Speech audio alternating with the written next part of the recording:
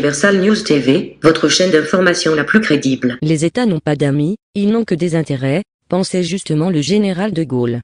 La France devrait trouver l'occasion de construire le futur de sa relation avec ses anciennes colonies, en ouvrant ses archives pour solder toutes ses injustices, et toutes ses erreurs du passé.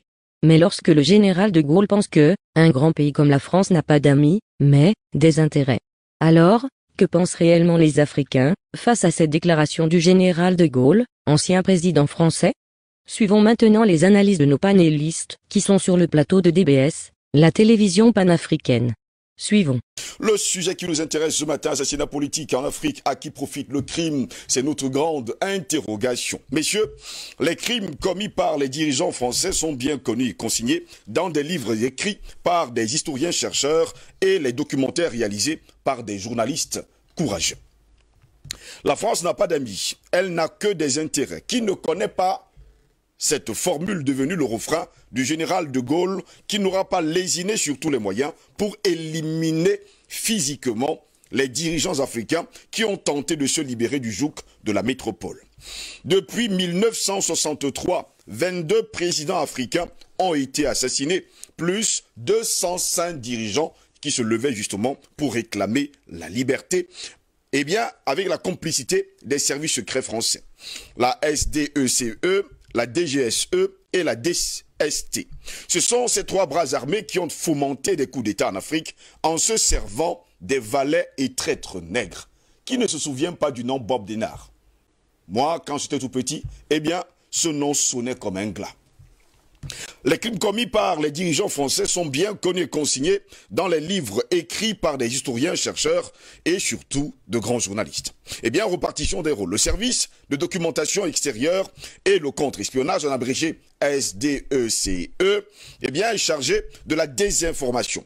La DGSE est le principal service secret vers l'étranger qui a en charge le contrôle des gouverneurs à la peau noire. Eh bien, la DST, la direction de la sécurité du territoire, qui est supposée avoir son rayon d'action à l'intérieur de la France, agit essentiellement en Afrique. D'abord parce qu'il s'agit de protéger la France des dangers de l'immigration.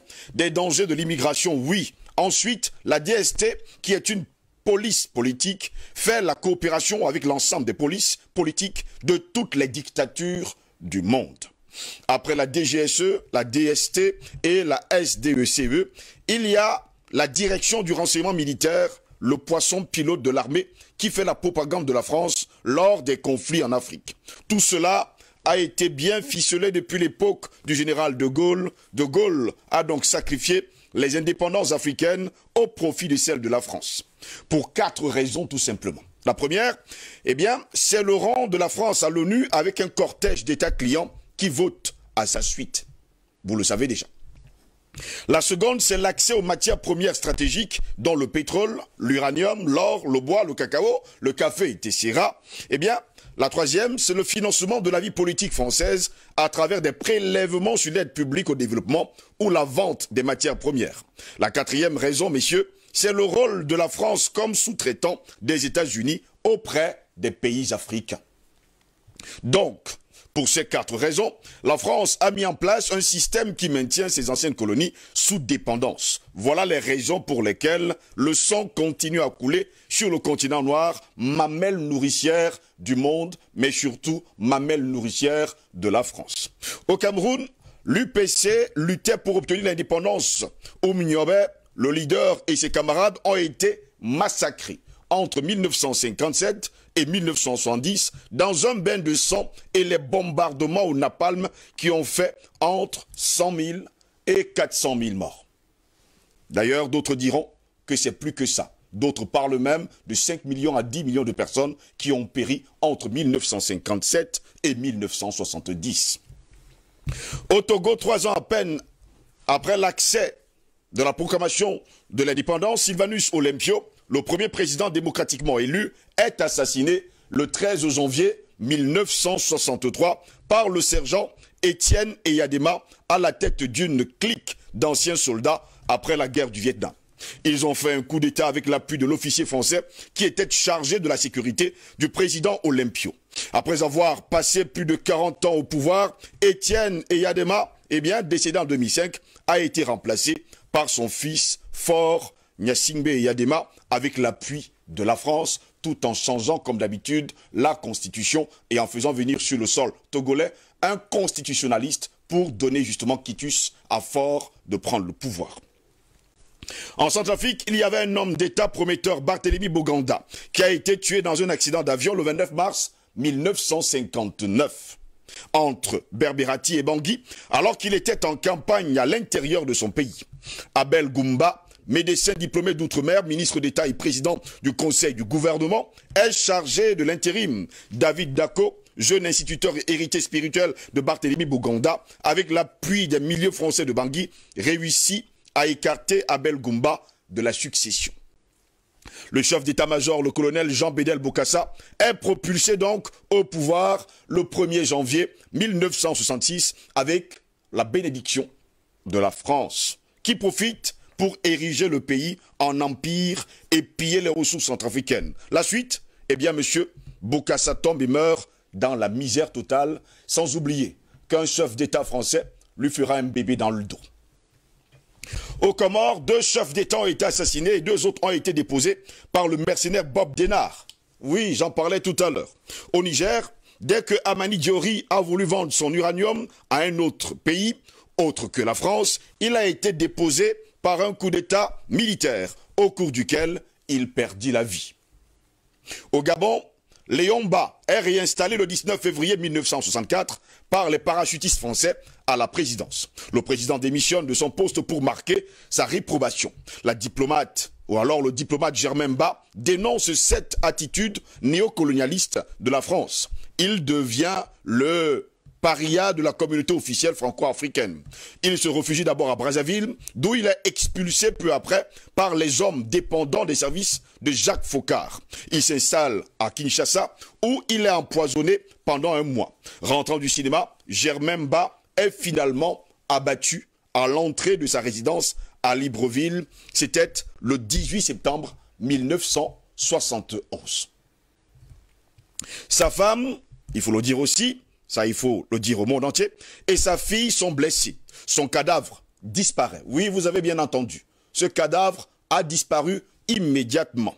Et depuis, rien sur cette rocambolesque affaire. Et d'ailleurs, on attend toujours une enquête sur sa mort.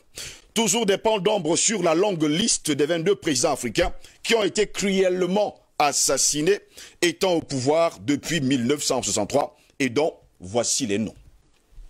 Juvenal Habyarimana, président de la République du Rwanda. C'est en 1994 qu'il sera assassiné. On nous parle d'un missile qui quitterait du ne sais où et qui a bombardé son avion. Eh bien, après sa mort, cause directe, tout de suite, on a eu un génocide entre avril 1994 et juillet 1994. 1 200 000 personnes vont tomber, eh bien, comme des mouches. Samuel Kanyon-Doé, président de la République du Libéria, il est tombé en 1989. Laurent Désiré Kabila, président de la République du Congo-Kinshasa, en 2001. Ibrahim Baré Maïna Sara, président de la République du Niger, en 1999. Lui, il mourra en mondovision, puisque derrière lui, son garde du corps ne le manquera pas. Muammar Kadhafi, président de la République de Libye en 2011. Ahmed Abdallah, président de la République des Comores en 1989. João Bernardo Vieira, président de Guinée-Bissau en 2009. Melchior Dadaye, président de la République du Burundi en 1993. Cyprien Dariamira, président de la République du Burundi en 1994. Là encore, il y a des zones d'ombre. Parce que, messieurs, lorsque Cyprien Dariamira, président de la République du Burundi en 1994, tombe, on a un gros problème. Il y a également un autre génocide au Burundi, justement, entre avril et août 1994.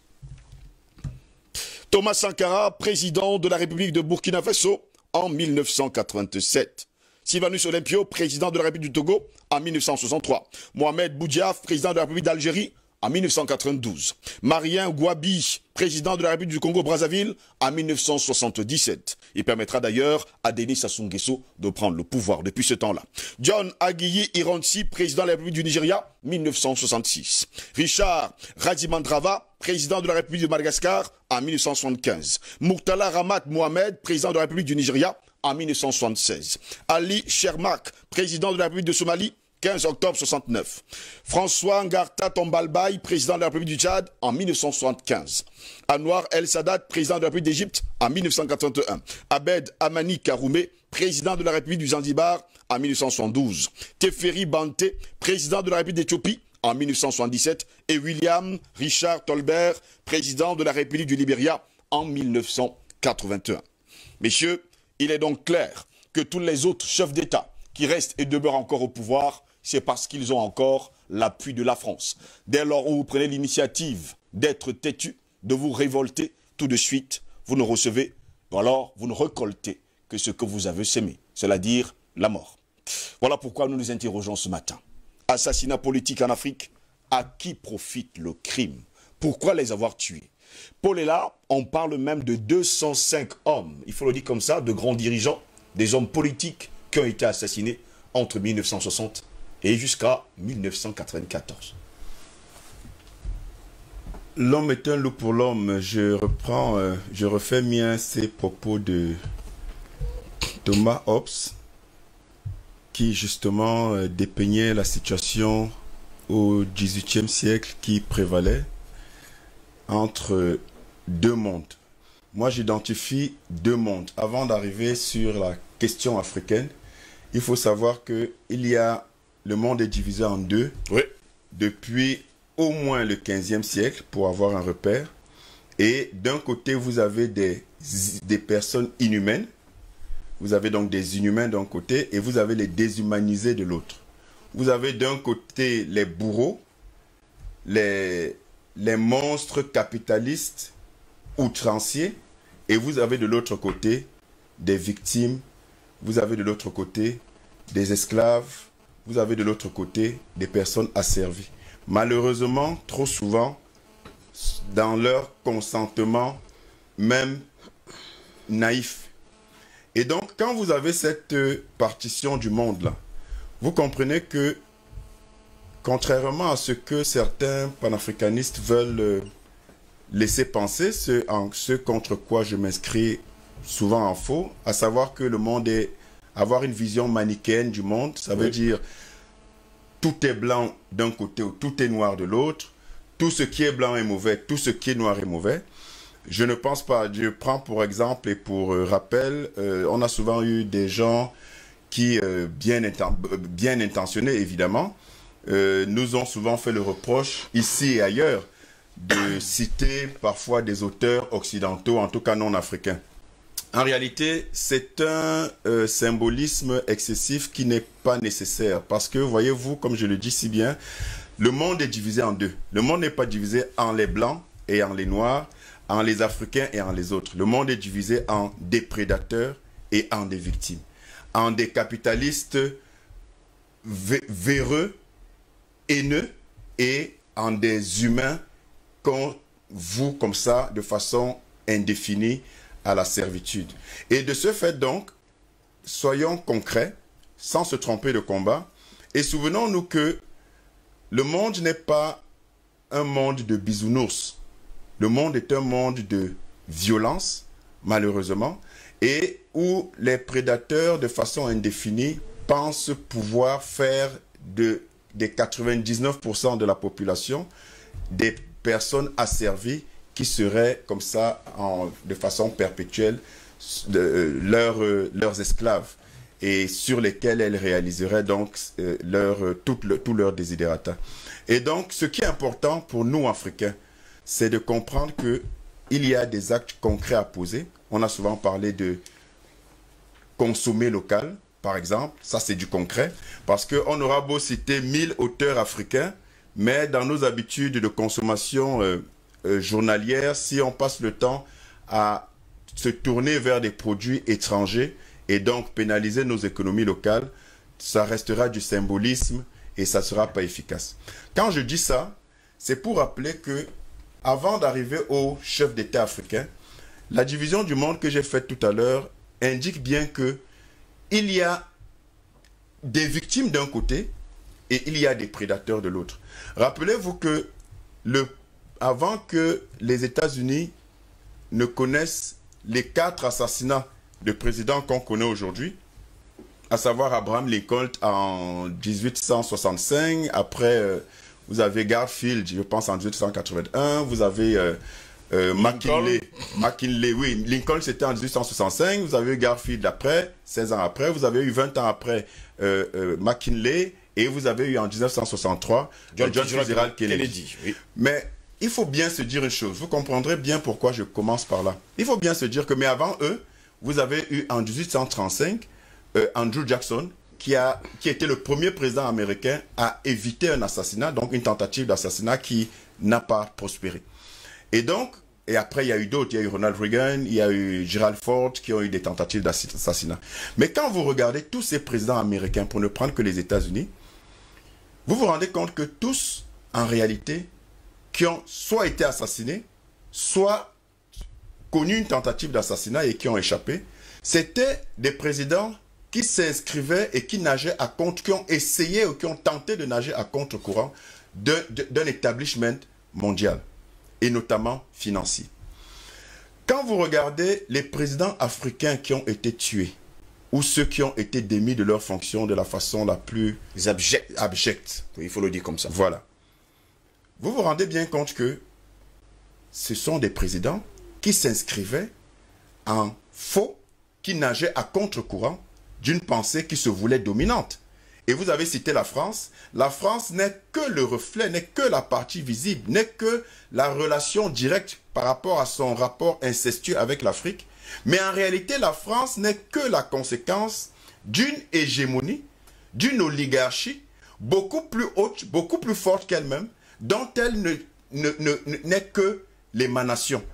Et donc, l'Afrique se retrouve dans une posture, dans une position, depuis au moins 1884-1885, lors de la conférence de Berlin, où le partage de l'Afrique s'est fait tel un gâteau entre les pays européens. L'Afrique se retrouve en fait être ce qu'ils ont voulu considérer ces pays occidentaux comme étant le précaré de ces pays-là, le marchepied qui, finalement, vous l'avez dit dans votre chapeau, ne constituait que leur mamelle nourricière, leur grenier, leur source d'approvisionnement, et qu'en réalité, toutes les populations africaines n'étaient que des faire-valoir, et les chefs d'État qu'on y plaçait pour les seuls intérêts de l'Occident en général, mais spécifiquement de la France, qui, je rappelle que la spécificité de la France, c'est que, contrairement aux autres pays occidentaux, contrairement aux autres pays colonialistes, la France, en réalité, comme je l'ai souvent dit ici, n'a jamais su se réinventer un modèle, qu'il soit politique, économique ou culturel, et s'est toujours contenté de façon paresseuse et donc lamentable d'une réalité passéiste qui consiste à continuer de façon indéfinie, sans se remettre en question, sans se réinventer un autre modèle, a donc continué justement cette France-là à considérer que les ressources africaines étaient indispensables à son épanouissement et à sa survie. Et donc, qu'est-ce que vous avez par la suite? Vous avez par la suite des chefs d'État qui, du moment où ils présentent les moindres velléités d'opposition, de non-alignement par rapport aux injonctions de la France, sont purement et simplement assassinés. Alors, que comprendre dans ces assassinats? Il y a tout simplement à comprendre que le monde est un monde de violents, le monde est un monde de prédateurs, et que l'Afrique, spécifiquement, a et continue d'être considérée par les pays occidentaux, notamment par la France, qui a du mal à se réinventer un autre modèle que celui du néocolonialisme. Les pays africains se sont présentés jusqu'ici, malheureusement, comme la chasse gardée de la France, précisément, et qui maintient sa position aux Nations Unies. Qui maintient sa position aux Nations Unies et qui continue de se maintenir comme de maintenir une relation paternaliste vis-à-vis de l'Afrique, où elle pense pouvoir parler au nom de l'Afrique, que ce soit au FMI, que ce soit à la Banque mondiale, que ce soit à l'ONU, Je poserai justement la question, qui lui a donné le quitus de parler au nom de l'Afrique? Personne, justement. Elle se l'est arrogée. Les prédateurs ne demandent pas l'autorisation. Un prédateur, un lion ne va pas demander la permission de chasser. Par exemple, la hyène, ou la gazelle, pardon, ou tout autre animal. Et donc, la France, en réalité, c'est un prédateur un peu fou. Un peu fou, pourquoi? Parce que c'est un prédateur aveugle et aveuglé par son obsession à continuer à perpétuer l'Afrique comme étant la seule solution, l'ultime solution pour qu'elle puisse survivre. Et donc l'assassinat des chefs d'État africains est tout simplement la conséquence d'une hégémonie, d'un impérialisme, d'un capitalisme à outrance qui est mondial, parce que je l'ai dit, le monde est divisé en deux, et la France, du fait de sa relation historique incestueuse avec l'Afrique, qui n'arrive pas à se réinventer, continue jusqu'à présent, parce que ce n'est pas terminé, à faire de l'Afrique tout ce qu'elle pense pouvoir et vouloir faire, notamment en éliminant physiquement, parce que ce n'est pas que l'élimination politique n'est pas systématiquement physique, mais là il s'agit d'élimination physique, et quand vous avez recours à la violence et que vous détruisez jusqu'à la vie de la personne ou des personnes qui s'inscrivent en faux de vos postures ou qui refusent de s'aligner par rapport à vos injonctions, c'est un signe patent de faiblesse. C'est un signe patent de faiblesse parce que vous n'avez pas d'autre ressort. Vous montrez manifestement que vous n'avez pas d'autre ressort que d'user de la violence et éliminer des gens qui ont une vision différente de la vôtre. Donc, voilà en fait le tableau. Et je pense qu'on aura l'occasion tout à l'heure de dire comment en sortir. Et je pense qu'on fait déjà un travail suffisamment évocateur de comment sortir en fait de cette spirale d'assassinat qui maintient l'Afrique dans les geôles de la France. Et je pense que la première chose, c'est l'éducation, c'est la sensibilisation, c'est la conscientisation. C'est ce que nous essayons de faire chaque matin pour que les Africains comprennent qu'il est hors de question de continuer dans ce chemin. Et je termine quand même en disant que ce qui est dommage, c'est que j'ai pris l'exemple des présidents américains qui ont été assassinés ou qui ont été victimes de tentatives d'assassinat. Vous vous rendez compte qu'à chaque fois, tous ceux qui ont essayé de les assassiner, on parle des présidents américains, mais je peux citer d'autres aussi qui se battaient pour des causes qui étaient contraires à la tendance de l'oligarchie mondiale, notamment ceux qui sont battus pour les droits civiques aux États-Unis, Martin Luther King, Malcolm X et tous les autres. Mais vous vous rendez compte que tous ceux qui étaient les auteurs de ces crimes, de ces assassinats, ont été protégés par le système. C'est-à-dire, à chaque fois, on vous a dit que c'était des gens un peu fous, qu'ils avaient perdu la tête. On les a retrouvés après dans des asiles. En réalité, on les a libérés par la suite. Et la différence en Afrique, et je tiens à le souligner, c'est que ce ne sont pas des citoyens lambda ou des prétendus fous qui commettent ces assassinats. Vous avez parlé du président qui a été tué à Mondovision par son garde du corps. Ce sont des gens identifiés, qu'on connaît, et qui généralement prennent la place de ceux qu'ils ont assassinés. Et ce sont précisément leurs frères africains qui sont des mandataires, qui sont des endocolons et en fait des traîtres qui justement font la honte de l'Afrique. Et je résume en disant, il n'y a qu'un seul ennemi, chers amis. Nos ennemis, ce ne sont pas les Blancs, les Occidentaux, nos ennemis, ce sont des systèmes. Et on est tous victimes, nous qui ne sommes pas de ce système, de cette oligarchie mondialiste, nous sommes victimes à des niveaux différents. Nous sommes victimes à des niveaux divers, que ce soit aussi bien dans ces pays occidentaux qu'en Afrique. Et je rappelle que quand vous regardez, pour ne pas faire ce manichéisme, là, tout est blanc, tout est noir, que moi je dénonce, vous regardez, vous avez dans la cause africaine, que ce soit aux États-Unis, que ce soit en Afrique et ailleurs, vous avez des Occidentaux qui ont été de façon légendaire des modèles en termes de défense et d'accompagnement de la cause pour la cause et de la lutte pour la cause des Africains et des Noirs. Vous avez en Afrique du Sud, pendant la période de la ségrégation, des Blancs qui ont dû être expatriés de leur pays, qui ont dû être exfiltrés parce que justement, ils avaient pris fait et cause pour les Sud-Africains. Tout comme aux États-Unis, vous aviez des partenaires de lutte de Martin Luther King, de Malcolm X, qui n'étaient pas des Noirs, mais qui avaient pris fait et cause. Donc le monde est divisé, ne nous trompons pas de combat, le monde est divisé. Notre combat, ce n'est pas contre des humains, contre qui seraient différents de nous et qui seraient donc d'une autre race. Cette question de race est fallacieuse. Les deux seules races qui existent, c'est d'une part les races des déshumanisés, et d'une autre part les races des inhumains. La race des capitalistes outranciers qui fait des victimes par millions, et de notre côté, la race des épris de liberté. Notre ennemi, c'est un système, ce ne sont pas les hommes. Et pendant ce temps, je vous dirais, Paul est là, parlant de Ibrahima Barry Maïna Sarr, on déclare haut et fort que sa mort était tout simplement un accident. Voilà. Allez savoir. Alors qu'il a été tué justement par sa garde rapprochée.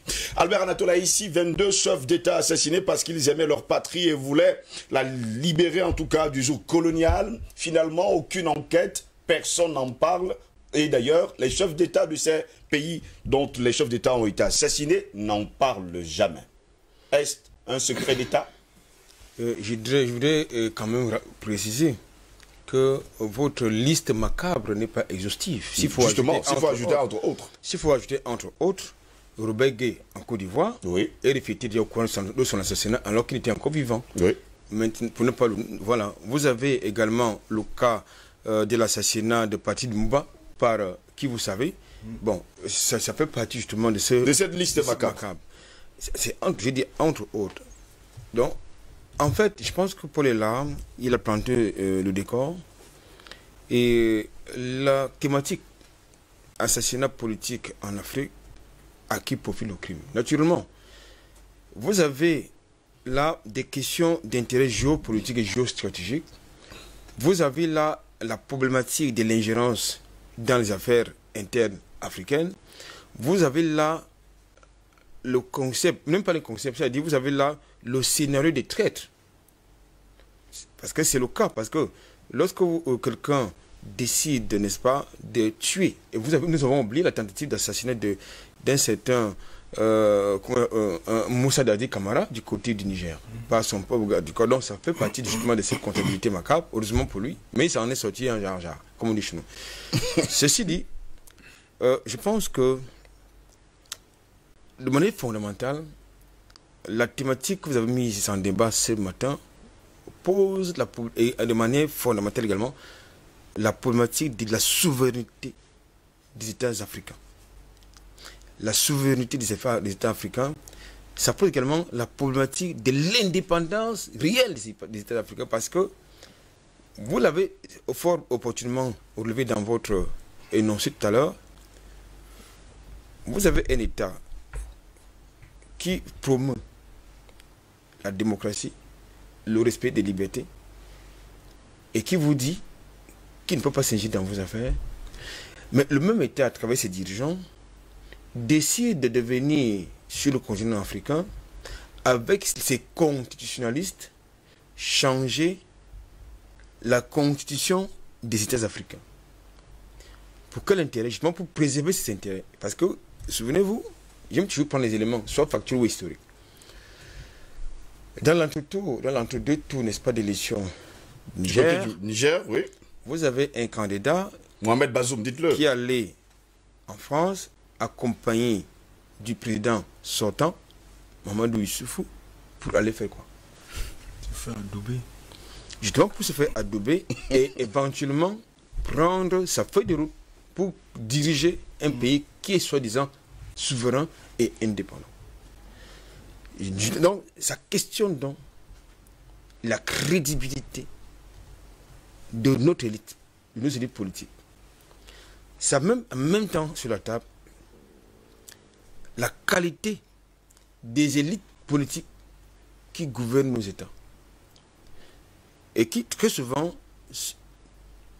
rament à contre-courant des intérêts de leur peuple. Lorsque vous faites le déroulé, n'est-ce pas, de ces dirigeants, de ces hommes politiques qui ont été victimes d'assassinats politiques, vous allez comprendre une chose, et c'est un seul dénominateur commun, c'est quoi? C'est que ces gens, ils se sont préoccupés des intérêts de leur peuple. Ils ont engagé une rupture avec le paternalisme du colonisateur. Ils sont détournés, n'est-ce pas, des injonctions de Paris pour la plupart des États africains, pour Bruxelles, pour d'autres États, entre autres, et même la Grande-Bretagne. Ceci dit, vous m'avez posé une question essentielle. Pourquoi est-ce qu'il n'y a pas d'enquête? Mais il ne faut pas avoir d'enquête, puisque le bourreau est à la fois policier, peut-être gendarme, il est en même temps procureur, il est juge et il est avocat. De ce point de vue, vous allez adresser votre plainte à qui? Lorsque vous avez le même acteur qui joue tous ses rôles. Ça devient compliqué. Ça devient problématique. Jusqu'à voler les cadavres, Albert Anatola, ici. J'ai fait le cas du côté du Gabon. Non, non, il n'y a pas que le cas d'un cadavre qui est volé. Vous avez le cas où... Il faut quand même qu'on se comprenne. Non, on se comprend très bien. Oui. Vous n'avez pas que le cas d'un cadavre qui a été volé. Vous avez également le cas où on a pris carrément de manière cynique, ça dit tout à l'heure, pour parler de la déshumanisation de certains individus. C'est-à-dire, non seulement il ne vous suffit pas de l'avoir tué, ôté la vie, vous le brûlez dans l'acide, je sais pas, du Patrice Lumumba. Et quelqu'un a pris comme trophée de guerre une dent. C'est dent, pas une dent. Une dent. Comme trophée de guerre. Bon, lorsque vous avez des humains... de remettre la dent. Non, maintenant, lorsque vous avez des individus qui arrivent à ce niveau-là, à ce niveau d'animalité, c'est le cas de le dire, parce que même les animaux, lorsque un animal de la même espèce, n'est-ce pas, décède ou meurt, je pense que ses congénères l'abandonnent au charogne. Donc ça veut donc dire que ces individus sont pires, mais alors pire que les animaux. Ça veut donc dire que nous avons un problème avec notre histoire. Tout à l'heure, je parlais de la crédibilité, de la légitimité de nos idées politiques d'une manière générale. Hier, nous débattions d'une thématique qui portait sur justement le génocide rwandais. On se serait attendu justement à ce que l'Union africaine soit la première institution à engager une enquête là-dessus. Non, que non. C'est Paris, encore Paris, qui décide d'ouvrir ses placards afin que pour ressortir, n'est-ce pas, pour sortir, n'est-ce pas, de ces cadavres qui sont dedans. Donc je pense qu'aujourd'hui, nous avons un problème d'élite. C'est une question fondamentale. Oui. Une élite qui pense plus à ses intérêts politiques, financiers, et qui fait justement allégeance au bourreau. C'est ce que nous appelons régulièrement le syndrome de Stockholm. C'est-à-dire que, autant, n'est-ce pas, le bourreau nous martyrise, autant nous tomber amoureux de lui. Nous finissons par accepter que non, c'est de même qui nous martyrise, qui nous tue, qui nous viole, qui fasse tout ce qu'il veut de nous. J'ai toujours envie, n'est-ce pas, de convoquer notre société civile qui marche pour les droits des homosexuels sur le continent africain, qui marche pour les droits, pour les libertés fondamentales, pour les droits humains, pour les crimes, pour les bavures policières, bien pour les bavures des militaires qui sont en terre d'opération. Mais je voudrais également que notre société civile exhume les dossiers, j'allais dire, des assassinats politiques, n'est-ce pas, de la France et des autres sur le continent africain. C'est impératif et c'est urgent de le faire. On ne peut pas comprendre qu'un pays, M. Sarkozy, je prends son cas, qui quitte la France, il vient organiser les guerres sur le continent africain, au nez et à la barbe d'une institution qu'on appelle l'Union africaine, et au nez et à la barbe des présidences africaines, nous en avons 54, je crois, sur le continent africain. Personne ne dit rien. Il repart tranquillement. Et, comme ça ne suffisait pas, il revient même quelques temps plus tard. On lui donne le tapis vert, le tapis rouge pour moi, autant pour moi, du côté du Gabon.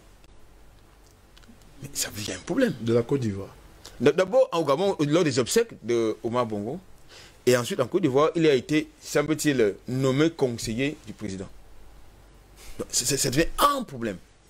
Je vous rappelle d'ailleurs qu'il est le parrain de la Jeanne Draman Ouattara. Non, j'ai dit, il peut être son beau-frère, c'est leur droit le plus absolu, mais quand il se mêle des affaires de l'État, d'un État à l'intérieur duquel il a commis des crimes, un génocide, il faut le dire, parce que officiellement, on nous parle de 3 000 morts, mais en Côte d'Ivoire, il y a eu plus de 10 000 morts, ça il faut le dire. C'est sous, justement, les instructions de M. Sarkozy. Donc je pense qu'aujourd'hui, nous devons plutôt nous questionner. Finalement, est-ce que nous devons être spectateurs des crimes que nous subissons? Est-ce que nous allons continuer d'être des larbins? Est-ce qu'il faut continuer d'accepter que nous sommes d'éternels colonisés? Je pense qu'il va falloir justement engager une rupture. Et je crois, j'invite justement les intellectuels africains. Je convie justement la société civile africaine, c'est-à-dire les avocats, les magistrats, de poursuivre la preuve. Parce qu'on ne peut pas vous dire, je sais pas, en tout cas c'est inacceptable. C'est inacceptable que un pays qui se dit protecteur et défenseur des droits des droits et des libertés, en dehors de son territoire, très loin des milliers de kilomètres de son territoire, viennent organiser des crimes, des assassinats et des génocides. C'est absolument inacceptable. J'allais même vous poser la question de savoir que font justement ces intellectuels, sans oublier ces avocats, ces juristes sur le continent africain, eux qui n'ont jamais pris l'initiative aujourd'hui de porter plainte à la France qui a tué les leurs. André Kisefanga, ces hommes et ces chefs d'État qui ont été assassinés pour la cause africaine, sont-ils morts pour rien? Car aujourd'hui, leur histoire n'est pas racontée à leurs enfants et n'est pas du tout écrite, d'ailleurs quelque part, pour enseigner cela aux enfants de la maternelle jusqu'au collège, disons même jusqu'à l'université. Certains même ne savent même pas que ces chefs d'État ont été assassinés. Permettez-moi de dire à Paul Ella qu'il utilise les mots doux pour essayer d'embellir la situation. Le monde est divisé en deux. Ceux qui appartiennent, qui servent Dieu et ceux qui servent Satan. D'un côté, il y a des gens qui ont dit que moi, notre maître, c'est Satan. Et avec Satan, on ne badine pas. Et c'est vous qui citez les auteurs, les grands auteurs et tout le reste. Un auteur dit que quand vous déjeunez avec le diable, il faut manger avec une longue cuillère. Parce que sinon, il va finir de manger le morceau de viande qui est dans l'assiette. Il va continuer avec vos doigts. Et il va manger tout le bras. Et pour en finir véritablement, il va vous manger complètement. Donc ces gens sont du côté du diable. Et nous qui avons encore un peu la crainte de Dieu, c'est nous les théoriciens du complot. C'est comme ça qu'on nous appelle maintenant les théoriciens, les complotistes. Alors que la vérité, c'est qu'on essaye de dire la vérité au monde. Pour leur dire que mais non, c'est pas comme ça que le concepteur. Bon, et ils appellent souvent dans leur cercle l'architecte de l'univers. Suivez mon regard. Mais je voudrais rappeler une chose.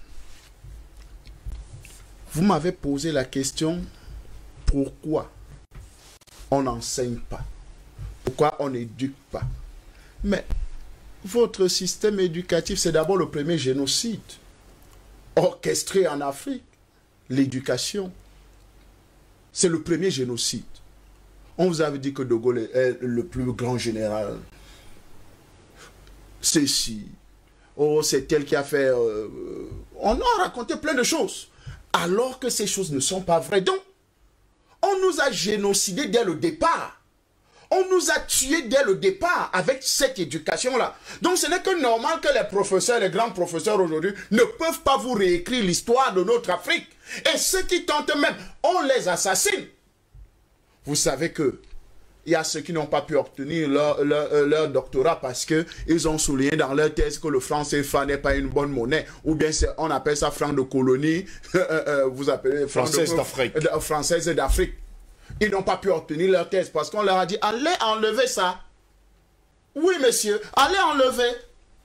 Parce que pour que vous obteniez un doctorat, selon les règles de l'art, il faut que vous récitez tout ce que la France nous a dit. C'est-à-dire, il faut que vous disiez que non, la langue de Molière, c'est la meilleure des langues. Vous voyez un peu, quand vous vous exprimez bien dans la langue de Molière, alors vous êtes un vrai homme bien éduqué, vous avez le mérite d'être appelé homme.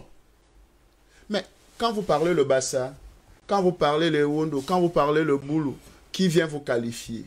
Qui vous qualifie? D'ailleurs, même on appelle ça les dialectes, les patois. N'est-ce pas? Vous voyez les mots péjoratifs comme ça qu'on essaie d'inculquer aux Africains pour leur dire que non, quand vous vous exprimez en telle langue, ça veut dire que vous n'êtes pas civilisé. La civilisation, c'est quand vous vous exprimez bien dans la langue de Shakespeare, vous vous exprimez bien dans la langue de Molière, c'est là que vous êtes un vrai civilisé. Voilà le problème fondamental. Notre éducation a subi un génocide et nous sommes victimes de ce génocide-là jusqu'à présent. Donc vous n'allez pas me dire qu'on va raconter que Thomas Sankara est une légende africaine. Qui a révolutionné la pensée, qui a dit à un chef d'État français, au lieu que vous me donnez une cargaison d'armes, donnez-moi plutôt les houes, les dabas et les machettes. Parce que ça va permettre à mon peuple de cultiver la terre et se nourrir. Vous allez dire à certains que non, voilà la situation. Thomas Blaise Compaoré a pavané partout dans le monde en tant que chef d'État alors que c'est un assassin. Il est ambassadeur. Hein? Il est ambassadeur de Côte d'Ivoire. Suivez mon regard. Donc, quand on parle de l'histoire, vous voulez que l'équipe vienne raconter, que Ouattara vienne nous dise quoi? Mais il va instruire quel intellectuel dans son pays de raconter la vraie histoire de la Côte d'Ivoire. Quand lui-même baigne sur le sang, il déjeune avec le sang, il vit dans un bain de sang. Parce que avoir donné la planche, l'ouverture à M. Nicolas Sarkozy, de détruire, de tuer les Ivoiriens. Ne parlons pas de cas libyen. Parce que là-bas, c'est encore grave.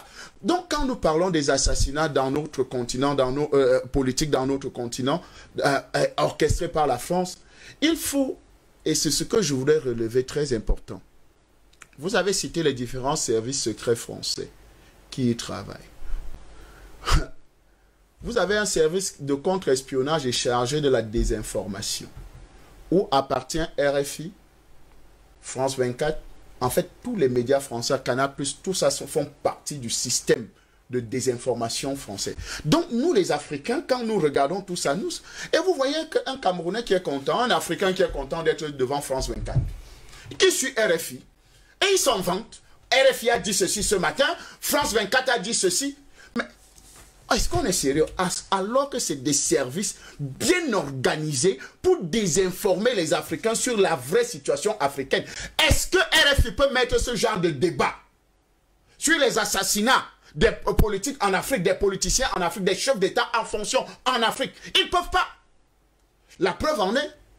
France 24 nous a dit comment le président Laurent Gbagbo doit libérer il est en train de négocier. Dans les 24 heures, il va quitter le pouvoir. D'ailleurs, même une injonction de Nicolas Sarkozy qui demandait en Mondiovision, en plein France 24, je demande à monsieur Laurent Gbagbo de libérer le pouvoir dans les 24 heures qui suivent. Et vous savez ce qui a suivi. Et c'est la même chose. Nous avons débattu sur ce projet, sur cette thématique ici, la mort de Magufuli. Vous vous rappelez du député qui a fait la vidéo? Oui. Qui a demandé des comptes. Pourquoi? Parce qu'on avait financé la Tanzanie. La Tanzanie. Et il dit, si des comptes ne sont pas faits. Je vous donne 24 heures, justement. 48 heures. 48 heures. Je veux un rapport. Et après ça? John Magufuli est mort. Ce n'est pas le même langage de Nicolas Sarkozy. Ce n'est pas le même langage de ces colons. Voilà le même langage qu'ils utilisent. Et on est là, on regarde, on applaudit. Oh non, il a fait un discours, il a fait ceci. Alors qu'en réalité, ça cause la mort. Donc, dans les 22 que vous avez cités là, il faut ajouter les Magufuli. Il faut ajouter parce que l'une des causes de toutes ces choses-là, c'est que non, quand vous dites que le coronavirus c'est une affaire bizarre, bidon, vous devenez un problème. Que le vaccin c'est une affaire bidon, vous devenez un problème. Quand vous dites que vraiment, les gays et les lesbiennes ne sont pas des hommes normaux. Et dans notre continent, on ne peut pas accepter ça. On commence à vous traiter de fou. Allez voir notre ami, l'ancien président de la Gambie, Yaya Jammeh. Mais lui, il disait carrément qu'un homosexuel égale à un mort. Vous avez vu tout ce qui a été organisé jusqu'à ce qu'il quitte le pouvoir. Donc, vous voyez qu'il y a des assassinats comme ça parce que quand vous n'êtes pas dans la logique du diable, parce que l'homosexualité est diabolique et satanique. Donc quand vous n'acceptez pas ça dans votre pays, le petit Gabon, on lui a imposé, on a dit, monsieur, vous légalisez l'homosexualité, sinon vous n'avez pas l'argent du FMI. C'est un assassinat. C'est des assassinats de la démocratie, de la liberté des gens. On continue à assassiner à Mondiovision et nous sommes là, nous applaudissons. Et des associations, oui, merci Albert. Albert, oui, il faut leur rappeler ça. Mais pourquoi vous ne marchez pas pour les assassinats des chefs d'État ou bien des violations des autres droits? Vous allez voir des gens de la société civile. D'ailleurs, même on a même primé un autre, soi-disant aux États-Unis. Je ne sais pas pourquoi, pour quelle raison, mais c'est les défenseurs, les grands défenseurs de ces libertés, soi-disant. La liberté de se faire défoncer le derrière dans un pays où on préserve l'humain, l'être humain. Non, ce n'est pas sérieux. Donc, nous avons une situation que nous devons véritablement dénoncer et davantage éduquer les populations. Parce que la vérité, c'est que la mort de Thomas Sankara, la mort de Lumumba, la mort de Kadhafi, tous ces morts-là, Magufuli et tous ces gens-là, le président vous l'appelez, du Burundi, Nkurunziza, et tout ça, tous ceux qui ont un peu de foi, un peu d'humanité, un peu d'amour de leur nation, ils sont assassinés. Ça, c'est clair, c'est automatique. Donc, aujourd'hui, tous ces services secrets français travaillent pour la destruction de tous ceux qui veulent travailler pour leur pays, pour leur nation. Beaucoup ont échappé. D'ailleurs, même lorsque François Hollande était au Cameroun, on lui avait posé une question au Palais de l'Unité. On attend quoi pour déclassifier les archives camerounaises au niveau de la France, pour qu'on fasse la lumière sur les morts du napalm dans certains territoires camerounais. Parce qu'en réalité, aujourd'hui, le contentieux historique, je rejoins là M. Parfendom, que nous saluons, un des brillants panélistes de votre plateau, qui rappelle toujours que le contentieux historique doit être mis à l'ordre du jour. Parce que si nous n'allons pas dans ce contentieux historique, nous allons demeurer des bêtes, nous allons demeurer des gens qui continuent à applaudir le colon, nous allons demeurer des nègres de maison, nous allons demeurer ces gens qui continuent à célébrer la peau blanche ou bien.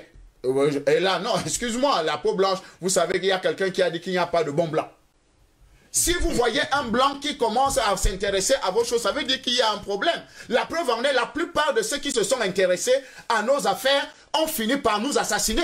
Ont été ceux qui ont vendu la mèche. Donc en réalité, nous sommes devenus ces blancs-là sont devenus des personnes très dangereuses pour nous à un moment donné. Parce qu'ils viennent, ils font semblant d'être avec vous. Ils disent que non, on est avec vous, on est pour votre cause. Et enfin, vous retrouvez. La preuve en est, vous avez cité Bokassa, je crois, l'empereur, qui lui a fait un bébé. Qui a fait le bébé? Valéry Giscard d'Estaing. Dans son dos. Et c'était l'ami de Bokassa. Ils mangeaient, ils festoyaient ensemble. Donc vous comprenez le cynisme du blanc. Parce que le blanc, en réalité, est un être aigri. Il a été toujours jaloux du noir à cause de sa composante physique. Vous comprenez un peu sa physiologie. Parce que la preuve en est, le génocide mondial qui se prépare aujourd'hui, c'est parce qu'on veut éliminer le noir et on trouve tous les moyens pour l'éliminer, mais il n'arrive pas parce que de manière naturelle, le corps du noir se défend. On pensait que Covid allait nous assassiner. D'abord, l'OMS avait annoncé qu'on va nous ramasser comme des mouches. Jusqu'à présent, on est toujours debout. Maintenant, on essaye avec tous les systèmes pour nous assassiner, que ce soit la vaccination et tout le reste. Mais on est toujours debout. On essaie d'éliminer notre fécondité. Mais on est toujours fécond. Donc, vous voyez que les génocides continuent. Il n'y a pas de bons blancs. Parce que si ces blancs-là nous aimaient, ceux qui sont en France auraient marché. Ceux qui sont en Angleterre, un peu de partout, auraient marché. Que non, arrêtez ça. Mais ils savent marcher. Vous avez vu, quand on a assassiné quelques blancs à Charlie Hebdo, vous avez vu la déferlante des chefs d'État, que ce soit même des Noirs. D'ailleurs, même Yahi Boni allait pleurer là-bas comme un bébé. On vous a compris. Non, soyons sérieux.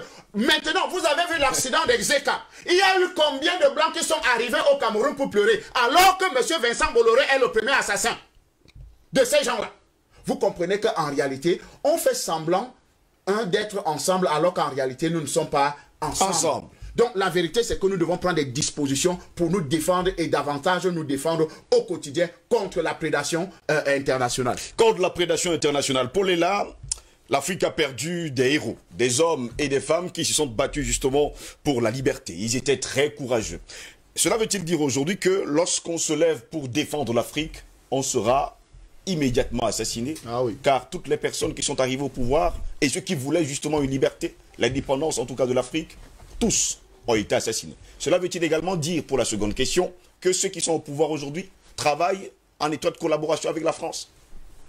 Voilà Alors, pourquoi ils sont encore au pouvoir. Alors, très intéressant comme question à deux volets.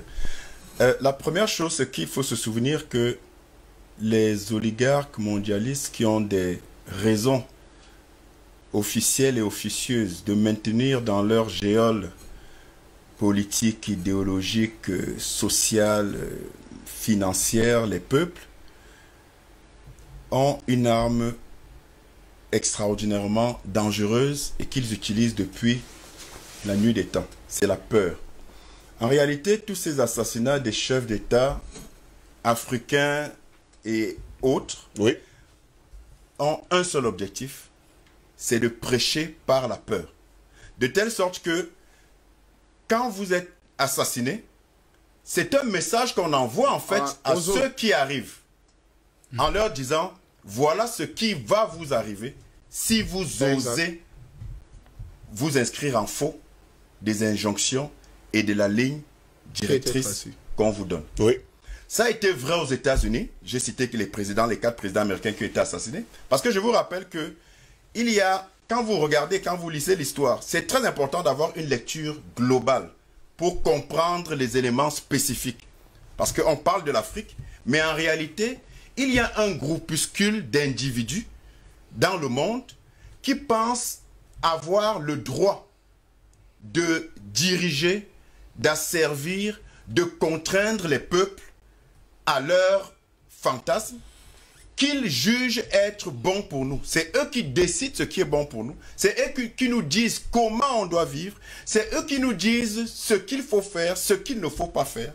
Et c'est eux, enfin, qui nous présentent toutes ces injonctions, toutes ces contraintes, comme le niveau ultime des libertés, qui serait donc salutaire pour nos vies. Est-ce que vous voyez le malice? C'est-à-dire que c'est votre bourreau qui vous dit que c'est pour votre bien qu'il vous a servi. Et 99% des populations qui sont victimes de cette servitude considèrent pour la plupart, l'écrasante majorité, qu'effectivement, elles sont dans leur bon droit et qu'elles sont dans leur liberté et elles remercient le bourreau. C'est le syndrome de Stockholm, tel qu'a précisé AAA. On est devenu fasciné par le bourreau. Quand vous avertissez, quand vous dénoncez, quand vous jouez le rôle difficile et souvent ingrat de lanceur d'alerte pour dire aux gens, attention, telle ou telle situation, telle décision, tel décret, telle annonce, telle information est contre vos libertés, les gens pour lesquels vous êtes supposés vous battre, ce sont les premiers à vous dire que vous êtes un complotiste et que ce que le gouvernement fait, ce que les gouvernements font, ce que ceux qui nous dirigent font, c'est dans leur intérêt. Alors, vous vous rendez compte que on retrouve ce proverbe africain, cette sagesse africaine qui dit que se battre pour un peuple ignorant, vouloir délivrer un peuple ignorant, revient à s'immoler par le feu pour éclairer son chemin à un aveugle. Se battre et vouloir libérer un peuple ignorant revient à s'immoler par le feu pour éclairer le chemin d'un aveugle. Et vous vous rendez compte que finalement, les seuls qui peuvent résister, qui peuvent faire face à cette armada, à cette violence, à cette volonté tenace d'un retour à la pensée unique, parce que c'est ce qu'ils ont dit qui est vrai, et dès que vous vous inscrivez en faux, vous êtes l'homme à abattre, ou la personne à abattre. Vous vous rendez compte que les seules personnes qui peuvent sauver le monde, et je n'exagère pas en le disant, c'est celles justement qui ont le courage, malgré les intimidations du fait des assassinats de leurs prédécesseurs, ce sont des personnes, des chefs d'État, des véritables indépendantistes, des véritables personnes éprises de liberté. Ce sont celles-là qui ont le courage de continuer le combat malgré toutes les tentatives d'assassinat et tous les assassinats. Et je me rappelle cette parole de Steve Biko qui disait « Il vaut mieux mourir pour une idée qui vous survivra plutôt que de vivre pour une idée qui finira par mourir. » Il vaut mieux mourir pour une idée qui vous survivra plutôt que de vivre pour une idée qui finira par mourir. Combien de chefs d'État et je suis dans votre deuxième question. Oui. Combien de chefs d'État sont prêts à mourir pour leur peuple après qu'ils aient vu comment on a assassiné en Mondovision Kadhafi pour justement servir d'exemple et présenter ça comme un épouvantail pour faire peur aux autres? Combien de chefs d'État sont prêts à tenir tête à la France, aux États-Unis, à l'Occident, aux oligarques mondialistes, après avoir vu l'humiliation en Mondovision de Laurent Gbagbo, pris dans sa chambre d'hôtel de la présidence de la République, alors que il était à demi vêtu? Combien de présidents vont se lever et peuvent se lever pour dire non à ce vaccin meurtrier qui fait des morts tous les jours, dont on parle et dont on ne parle pas? Combien de chefs d'État sont prêts à s'opposer à ça après l'assassinat de John Magufuli, qui en Mondovision a humilié l'OMS et tous ces vendeurs d'illusions qui n'ont Dieu que pour les intérêts de Big Pharma? Combien de chefs d'État? Vous entendez plein de chefs d'État, oui, le vaccin c'est très bien, adoubé et suivi par leurs sbires, les médecins de plateau, les médecins marchands, c'est comme ça qu'il faut les appeler, qui en réalité sont des médecins qui versent dans la vénalité et qui en réalité ne font aucun cas de la santé et des populations. Tout c'est le lucre. Vous avez combien de panafricanistes sont prêts à donner leur vie pour défendre les idées qu'ils prônent? Combien d'hommes politiques prennent position sans avoir peur pour défendre les idées qu'ils prônent? Combien d'intellectuels et de pseudo-intellectuels qui écument les plateaux sont prêts à dénoncer de façon officielle? Vous avez demandé ça tout à l'heure. Où sont-ils? Où sont les ONG? Où sont les intellectuels et les pseudo-intellectuels qui écument les plateaux, qui sont bardés de titres, de professeurs, de docteurs, et qui sont des adeptes de la bonne parole? Où sont-ils quand il faut aller dénoncer ces crimes, marcher, écrire des pétitions, et, écrire des plaintes, porter plainte dans les plus hautes juridictions internationales, à la France, à l'Occident, pour tous ces crimes? Où sont-ils? Où sont nos pasteurs? Où sont nos chrétiens nés de nouveaux zélés qui prêchent l'évangile et qui disent que vraiment il faut avoir la foi? Où est cette foi quand il faut s'opposer à ceux qui justement oppriment leur liberté? Vous savez, la peur n'épargne malheureusement personne. Vous chantez tous les jours « Je suis panafricain ».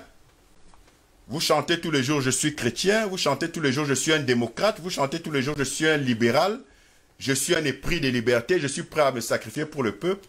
Mais quand les véritables enjeux viennent et que la mort est présentée, la menace de mort est présentée, il n'y a plus personne. Il n'y a plus personne. Et en ce moment-là, vous restez seul. Hein. Et vous restez seul. Et vous vous rendez bien compte que, au-delà des slogans, au-delà des débats, au-delà des belles paroles, en réalité, il n'y a rien. Et je termine en vous racontant une petite anecdote. Je sors d'un plateau, ce n'était pas ce plateau. Je sors d'un plateau sur une chaîne. Et le débat, c'était c'était un débat similaire. La cause africaine, se sacrifier, ceux qui cèdent, qui ne sont pas prêts à payer de leur vie, la liberté, le combat pour la liberté. Et je suis avec un des panélistes qui, comme moi, est très violent et très virulent et qui dénonce, qui dit vraiment il faut que les Africains tiennent le coup, il ne faut pas qu'ils cèdent, il ne faut pas qu'ils cèdent à la panique. Il est très engagé et il donne des conseils, il prône le courage, ainsi de suite. Et on était tous dans le même ton sur le plateau, puisque c'était la thématique. Et une fois sorti du plateau, on fait quelques pas là dehors pour chacun aller dans sa direction. Et le débat continue, il y a le débrief, et puis on continue. C'est une longue marche pour faire quand même des commentaires. Voilà, on fait des commentaires. Vraiment, effectivement, le pays, on cite quelques présidents qui ont été assassinés. Et puis, moi, je dis à cette personne-là, ce coupaniste que je rencontrais pour la première fois, je continue dans la conversation en disant vraiment, effectivement, c'est terrible que certains présidents, certains chefs d'État, certains panafricanistes qui prônent le courage et tout, sont prêts à céder quand ils sont face à la mort. Vous savez ce qu'il me dit? Qui n'est pas très chaud pour mourir. Il me dit, mon frère, toi tu n'as pas peur. Je l'ai regardé, j'ai dit, mais attends, on sort d'un plateau où tu as été tellement virulent, où tu as dit... Il dit non, non, non, mon frère, vraiment, ces choses-là, mon frère, chacun doit sauver sa vie. Voilà, en fait, la triste réalité de nos politiques, de nos panafricains, de nos hommes d'église, de nos personnes soi-disant épris de liberté, de nos démocrates, ainsi de suite, qui en réalité disparaissent quand il faut poser des actes et quand il faut faire face au danger et montrer justement qu'on est prêt à aller jusqu'au bout sans avoir à céder aux sirènes de la peur. Albert Anatola ici, finalement les chefs d'État qui sont en place aujourd'hui sur le continent africain ont-ils peur? Et je poserai également cette question, doit-on continuer à avoir peur de mourir ou se lever pour réclamer la liberté, quitte à mourir en se battant? Vous savez, je n'ai pas l'habitude de convoquer les Saintes Écritures lorsque dans le cadre, généralement quand je suis dans ce sujet de plateau. Mais il y a une parabole qui me vient à l'esprit au moment où je me pose cette question. Je crois que c'est la parabole de Jésus-Christ qui dit aux pharisiens que Satan ne peut pas lutter contre Satan, c'est-à-dire une maison divisée contre elle-même ne peut subsister. Ne peut subsister. Oui. Ça veut donc dire que ça répond à votre question. C'est-à-dire que, en fait, la plupart des hommes que nous avons à la tête de nos États, oui, ce sont des gens qui ce sont des représentants du bourreau. Tout à l'heure, dans ma première prise de parole, j'ai pris quelques illustrations. J'ai pris le cas du Niger, je peux prendre le cas du Tchad, je prends le cas de la Côte d'Ivoire, je prends le cas du Gabon. Je rappelle quand même que Moussa Dadis Kamara, c'est du côté de la Guinée-Conakry. Je prends le cas, justement, le cas du Gabon, voilà. Oui. J'y arrive. Donc, quand vous avez pris, n'est-ce pas, ces 4 ou ces 2-3 illustrations, ça répond à votre question. C'est-à-dire que, justement, Satan ne peut pas se lever contre lui-même.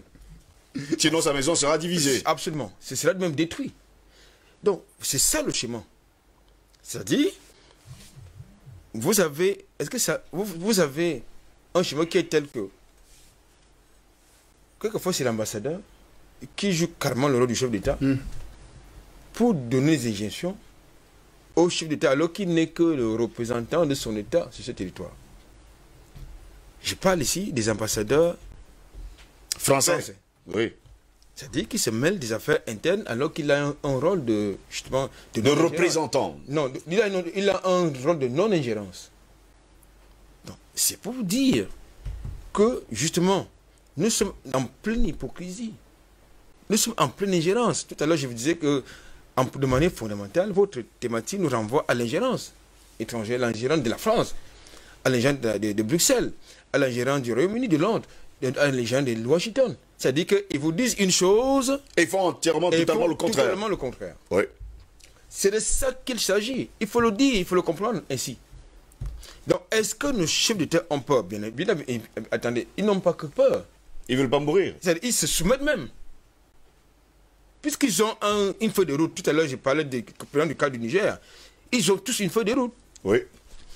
Tout à l'heure, de manière opportune, André Kitepang prenait le cas de la gestion des Covid. Vous voyez justement que vous avez une pandémie mondiale. Dans le discours officiel sur le continent africain, il est question de trouver des solutions endogènes. Mais c'est tout le contraire. C'est-à-dire le lexique médical est le même que de l'autre côté. La gestion, n'est-ce pas, de la crise sanitaire, si là-bas on dit ça confine, dans certains pays africains, ça confine. Si on dit respect des distinctions sociales, là-bas on répète la même chose, le même lexique. Si on dit distinction physique, ça change chez nous. Donc finalement on est dans le copier-coller. C'est ça qui exactement. Nous sommes dans un schéma d'aliénation, d'ingérence, tous azimuts. C'est de ça qu'il s'agit. Et justement, qu'est-ce qui se passe? Vous avez donc justement quelques aliénés politicards qui justement sont dans le même quartier, mais il ne faut pas des changements. N'est-ce pas? Exact. Il ne faut pas des changements, mais il faut que ce soit Paris qui vient régler les problèmes de Bangui, que ce soit Paris qui vient régler les problèmes du nord-ouest, du sud-ouest au Cameroun, que ce soit Paris qui aille régler les problèmes du Mali mais il ne faut pas du changement. Il ne faut pas du changement quand même. Il faut dire qu'ils sont portés du changement. Mais nous sommes dans l'imposture. Nous sommes dans l'imposture le plus abject, il faut le dire. Donc, je pense qu'aujourd'hui, il faut de manière radicale engager une rupture. Elle ne peut pas être pacifique. Non. Elle doit être violente. Nous sommes dans une guerre, dans un combat. Et dans un combat, chacun utilise les armes qu'il faut. N'est-ce pas? Oui. Donc je pense qu'aujourd'hui, lorsque nous faisons la comptabilité de ces assassinats politiques, ça veut dire que ceux qui étaient porteurs d'une vision panafricaine, d'une vision du développement, de l'émergence africaine, eh bien, ils ont été assassinés. Et ça, que ça a eu comme conséquence? Ils sont plus de 205 sur le continent africain. Ça veut dire que le destin de l'Afrique a reculé de moins 50 ans. Et ça, c'est inacceptable. Il y en a qui nous trouvent très violents, mais ils ne sont pas assez violents au regard des conséquences que nous subissons. Tout à l'heure, Franck parlait également de cette ingérence dans notre système éducatif. Ça participe du génocide culturel.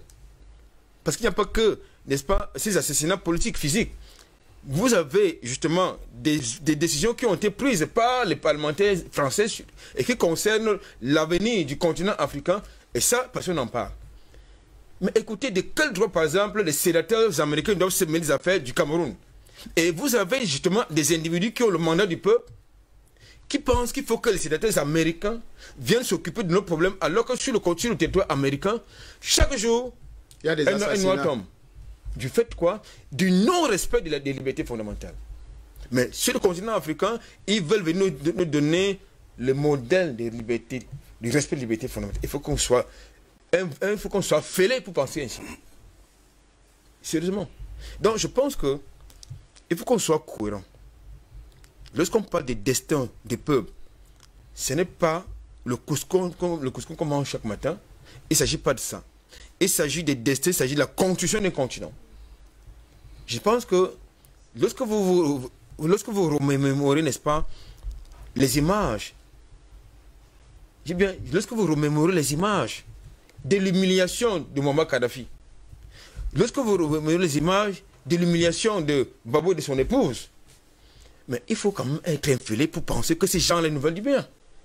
Et que pour venir prendre le mandat du peuple sur ton territoire, il faut aller à Paris, il faut aller à Londres, il faut aller à Washington.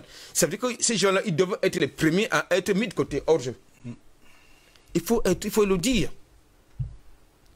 Il faut le dire, parce que là, nous ne parlons pas des concepts, nous parlons des réalités, nous parlons des faits. Nous parlons des idées, l'idéologie. Oui, nous ne parlons pas des concepts, parce qu'il y en a qui sont militants dans quelques partis politiques, aucun n'y croit en aucune idéologie. C'est de ça qu'il s'agit. Donc, il faut donc une culture politique. Il faut une éducation politique. Parce qu'aujourd'hui, vous avez des gens qui vous disent qu'ils sont néolibéraux. C'est ça, non? Oui. Ils sont sociolibéraux. Mais ils vous tiennent un discours marxiste. Ils vous tiennent un discours communiste. Vous pensez qu'ils sont sérieux? Non, ils ne sont pas sérieux du tout. Il y en a qui disent qu'ils sont les représentants. C'est-à-dire que pour eux, c'est un modèle. Mais dans la pratique politique, c'est quoi? Vous voyez qu'il y a un déphasage. Non, je pense qu'il faut, à un moment donné, comprendre une chose. Nous avons un problème, nous Africains. Parce que ces gens, en dehors du cynisme personnel que vous avez cité tantôt, M. Bob Denard, la plupart de ces gens, ils ne prennent pas directement l'arme. Ils ne prennent pas directement l'arme. Mais c'est nos propres frères qui s'utilisent pour... J'ai pris tout à l'heure le cas, n'est-ce pas, de Muammar Kadhafi, ce sont les biens qui l'ont assassiné.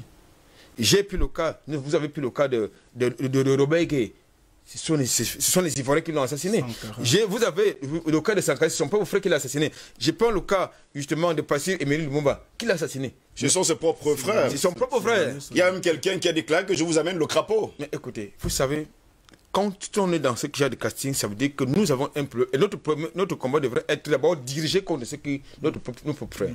Ce qui gêne le combat, parce que, vous savez, j'aime souvent lire les commentaires des internautes après l'émission. Après l'émission, oui. Parce que ça me permet de comprendre la constitution psychologique et mentale de certains, s'ils comprennent, s'ils ne comprennent pas. Et tout à l'heure, en sortant dans son propos, Paul a dit quelque chose de fondamental, et c'est réel. C'est-à-dire, vous avez des gens qui vous applaudissent, oui, nous vous soutenons, nous sommes d'accord de ce que vous faites. Mais lorsqu'il faut passer à l'action, c'est la marche arrière toute. Mais ce n'est pas étonnant. C'est comme ça le combat. Pourquoi? Parce qu'on m'a appris une chose, dans un mouvement d'ensemble, il y en a qui ne fixent pas, il y en a qui ne recherchent pas le même objectif. Il y en a qui vont aller à droite, d'autres à gauche, d'autres vont rester fidèles, mais d'autres vont faire marche arrière. C'est ça aussi. Mais les Occidentaux, les Impérialistes le savent. Ils savent que entre les Noirs, ça ne marchera jamais. Il y a toujours des divergents. Donc, eh bien, ils donnent des privilèges à certains. Ils leur miroitent quelques avantages, la sécurité à d'autres. Et puis, bam, et c'est votre frère qui va être le premier à vous canarder, sinon à chercher à vous enlever le scalp pour parler comme les Indiens. Donc, je pense qu'aujourd'hui, il faut absolument s'engager dans une dynamique d'éducation politique, je ne dis pas de la vraie politique, parce que nous voyons sur le continent africain, où vous avez des avatars politiques qui n'ont aucune idéologie, même s'ils disent qu'ils en ont une, ils n'y croient guère. Et sans oublier bien sûr les animateurs politiques sur le continent africain. André Kissel Fanga, qu'attendent les chefs d'État africains, les avocats, les juristes, les intellectuels pour porter plainte à la France, à la CPI qui a tué et massacré des millions de personnes qui se battaient justement pour la liberté et sans oublier ces hommes politiques. Qu'attendent justement ces personnes pour porter plainte à la France? Si ce n'est pas la Cour pénale internationale, ça peut être la Cour pénale, bon alors, la Cour africaine de justice. Qu'est-ce qu'ils attendent? C'est toujours la peur? Oui, c'est la première arme utilisée par le diable. La première arme utilisée par le diable, c'est la peur. C'est de semer la peur, la panique. Parce que quand vous paniquez, ce n'est que normal, vous perdez vos moyens intellectuels, vos moyens physiques et tout le reste. Quand vous êtes effrayé, ce n'est que normal. Et ça, c'est la première stratégie du diable, c'est de semer la peur, le doute en vous. Mais moi, un jeune Africain de mon âge, je ne peux plus douter. Je connais mon adversaire. Je sais qui est mon adversaire. Je sais qui est l'adversaire de l'Afrique. Vous n'allez pas demander à ces chefs d'État... non, ce n'est pas un adversaire, ce sont des ennemis. Les ennemis, n'est-ce pas? Voilà. Bon, parce qu'à l'adversaire, ça c'est très bien dit. Merci Albert. Vous comprenez pas nos ennemis. Parce que l'ennemi, lui, ne change pas de position. On sait qu'il est là pour nous ou contre nous. Donc, nos ennemis, on les connaît déjà. Vous n'allez pas demander ceux qui sont assimilés à l'ennemi d'aller contre cet ennemi-là. Parce que vous avez vu, vous allez demander à monsieur, vous l'appelez comment, l'ambassadeur de Côte d'Ivoire dans un pays là, qui est un ancien Burkinabé qui est devenu... Blaise Compaoré. Voilà, Blaise Compaoré, n'est-ce pas? Qui a assassiné Thomas Sankara. C'est un secret de polichinelle. Il a été président du Burkina Faso pendant 20 ans. Vous allez lui demander d'aller porter plainte à la CPI pour assassinat, alors que c'est lui-même qui a assassiné. Vous allez demander à Ouattara, d'ailleurs même. Ouattara, c'est lui qui a renouvelé les accords avec la Cour pénale internationale. La Cour pénale internationale par rapport à la Côte d'Ivoire. Parce qu'il y avait un cas urgent. Et d'ailleurs même, c'est une violation de liberté extraordinaire. Je crois que le dernier procès, c'est demain. Je crois. C'est demain mercredi. On va en parler justement. Qui va consacrer la véritable liberté du président Laurent Gbagbo. Et je voudrais signaler aux Ivoiriens, faites très attention, ne jubilez pas beaucoup parce que le président Gbagbo va gagner. Mais il y aura des assassinats ciblés de tous les leaders du camp Laurent Gbagbo. Parce que c'est déjà, les gens sont déjà programmés par rapport à ça. Donc, vous n'allez pas demander à des internationalistes, avocats, je ne sais pas, juristes, intellectuels, et tout ça là, qui sont assimilés à la société française, d'aller porter plainte à la France. Parce que vous n'allez pas me dire que quelqu'un qui a un cabinet, ou bien qui travaille dans un cabinet d'avocats français, malgré qu'il est camerounais et vit au Cameroun, d'aller porter plainte contre la France. Non, ce n'est pas possible. Vous n'allez pas demander à ceux qui sont la pâle copie de la France. Parce que l'ENA de Paris, c'est la pâle copie. L'ENAM du Cameroun, c'est la pâle copie de l'ENA de Paris. Donc tous ceux qui sortent de l'ENAM au Cameroun, ce n'est pas trop différent de celui qui est sorti de l'ENA de Paris. Donc c'est la même chose, c'est la même éducation, c'est la même formation. Vous n'allez pas demander à un officier qui est sorti de Saint-Cyr, n'est-ce pas, de venir faire la même révolution comme quelqu'un qui a été formé peut-être dans un autre pays. Parce qu'en réalité, il vient avec les gènes de ce pays-là dans votre pays. La preuve en est, tous ceux qui ont été des fonctionnaires internationaux africains sont revenus dans leur pays pour, avec une seule logique, être chef d'État. Tous. Prenez celle du Libéria, la dame Ellen Johnson. Prenez Alassane Dramane Ouattara. Prenez tous ceux qui ont été des fonctionnaires au niveau international, qui occupaient des fonctions assez importantes. On a mis dans leur tête, ce n'est que vous qui êtes capable de diriger ces pays-là. Et on a tout fait, on a tout planifié pour qu'ils viennent prendre le pouvoir. Vous allez demander à ces gens-là de rouvrir le contentieux historique. Ils ne le feront jamais. Parce qu'ils ne sont que la fabrication de l'Occident. Ils ne sont que la fabrication de ces réseaux maçonniques, démoniaques et sataniques. Ils ne sont que la fabrication de ces gens-là. Donc, ils ne peuvent pas véritablement lever la tête. Quand on vous dit qu'on importe les constitutionnalistes, c'est quand même... on a importé les constitutionnalistes pour venir refaire les constitutions, pour permettre à certains de se représenter, à être présents, ou bien que leur fils...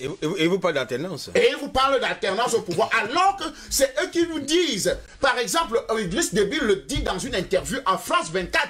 Il dit, mais c'est vous la France qui m'avez proposé, qui m'avait dit de modifier la constitution pour que je puisse me représenter. Et ils ont fait venir des constitutionnalistes pour venir aider le Tchad à changer sa constitution pour qu'il puisse se représenter. Ils l'ont fait également en Côte d'Ivoire. Mais c'est extrêmement...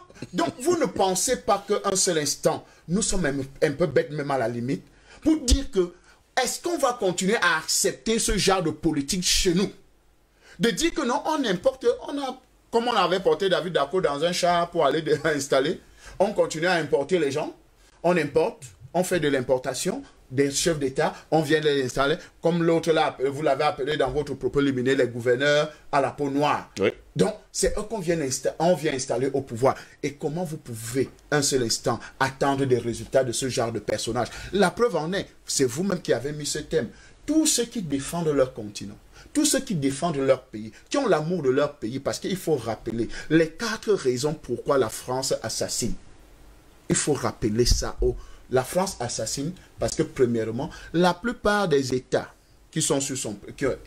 parce que moi, je ne me considère plus comme dans le précaré français, qui sont dans le précaré français, n'est-ce pas, font la force de la France au niveau international. Elle a sa place, et je crois que c'est le docteur Yam Tiba qui l'avait bien développé ici. La France n'a que sa place au Conseil de sécurité parce qu'elle dit j'ai 14 États, 15 États qui sont derrière moi. Donc, ma place plus elle-même, ça fait 16 États. Donc, la France devient une puissance mondiale. Donc, elle a droit de siéger au Conseil de sécurité. Ça, c'est la première raison. Donc, elle ne peut pas lâcher un seul instant quelqu'un qui va dire que mais non, moi, je ne suis plus un accompagnateur. En réalité, quand vous refusez d'être un accompagnateur de la France dans sa logique, un pays accompagnateur de la France, alors vous devenez un danger. Vous devenez l'homme à abattre. La preuve en est, tous ceux qui se sont levés, on les a abattus. Exact. Donc, première des choses. Maintenant, deuxième des raisons, la France est un pays sensu. Vous savez ce qu'on appelle pays sensu? C'est-à-dire qui vit sur le sang des autres. C'est-à-dire la France ne peut que vivre si l'Afrique existe. Donc, elle puise la plupart de ses ressources énergétiques en Afrique. Elle puise la plupart de ses ressources dans notre continent et dans la plupart des 15 États où elle a colonisé, où elle a toujours le franc CFA en activité. Donc, voilà la logique pourquoi la France continue à assassiner aujourd'hui dans nos États. Je ne veux pas aller plus loin pour les ressources, c'est-à-dire l'uranium et tout le reste, cacao, café et tout le reste. Donc, voilà les différents éléments qui permettent à la fin de continuer à assassiner, ce qui veut dire que non. D'ailleurs, au Niger, vous savez pourquoi on a assassiné le président que vous avez cité. Il a dit, bon, ok, je vais vendre mon uranium à un autre pays, et au prix que je veux. Ça n'a pas fait 2 jours. La même chose est arrivée. J'ai pris l'exemple de Magoufouli. Un député européen a fait le même discours que Nicolas Sarkozy en disant « Je lui donne 48 heures pour avoir des comptes. » Est-ce que ça a duré? Ça n'a pas duré justement, depuis cette femme. Parce que Magoufouli a dit que vous me donnez, il n'y a pas Covid chez moi. Covid là, je préfère soigner le choléra avec l'argent que vous m'avez donné. D'ailleurs, même on annonce au Cameroun encore qu'il y a une résurgence du choléra. Alors qu'il y a beaucoup de moyens qui sont versés dans le Covid. Bon, c'est un coquille vide.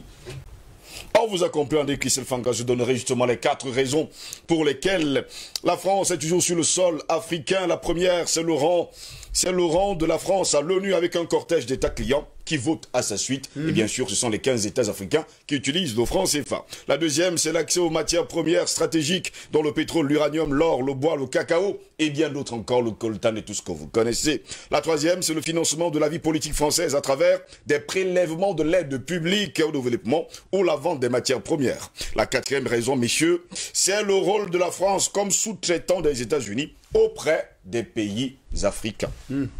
Maintenant, vous savez tout. Messieurs, permettez-moi de lire quelques messages de nos téléspectateurs ce matin.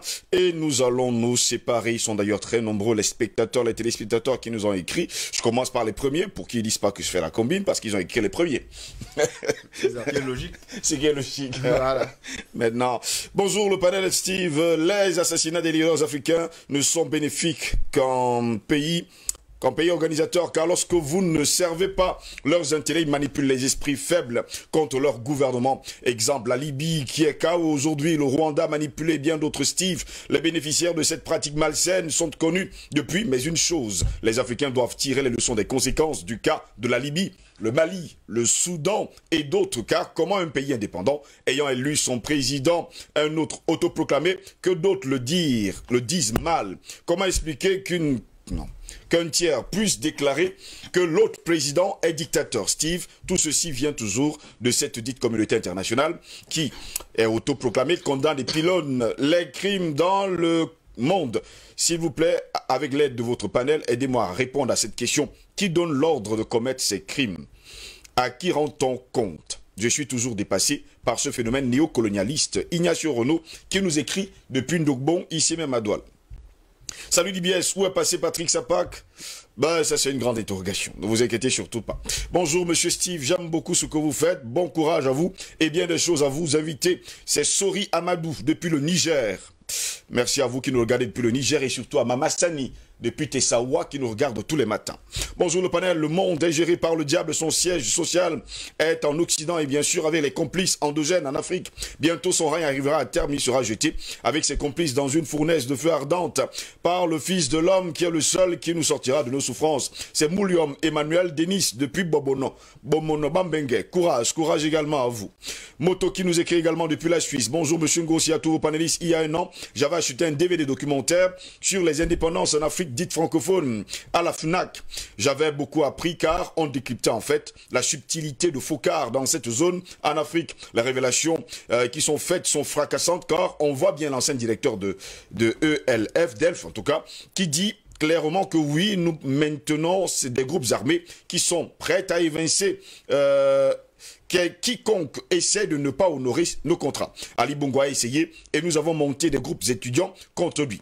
On voit dans ce même documentaire des politiciens français venir sur Ali Bongo et sortir avec des mallettes suspectes. On voit une interview exclusive de Giscard d'Estaing et Bokassa sur le trafic des diamants. Bref, Steve, ce documentaire est excellent, mais les enfants m'ont cassé le DVD. Chose étrange, la FNAC a retiré le DVD des rayons. Allez savoir pourquoi. C'est Moto qui nous écrit depuis la Suisse ce matin. Il ne pouvait que retirer le DVD. Hein, Moto, pas besoin de comprendre. C'est un DVD qui dérange. C'est un DVD qui dérange énormément.